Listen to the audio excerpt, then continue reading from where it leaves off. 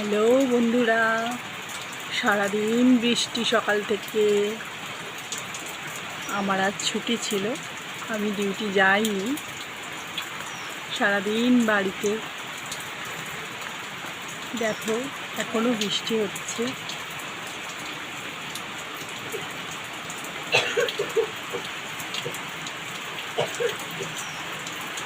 ঠিক সন্ধ্যার সময় ভিডিওটা করলাম, ইচ্ছে করছিল।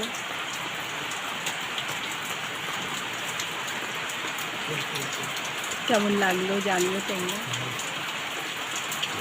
দেখো বৃষ্টিটা সত্যি খুব সুন্দর লাগছে।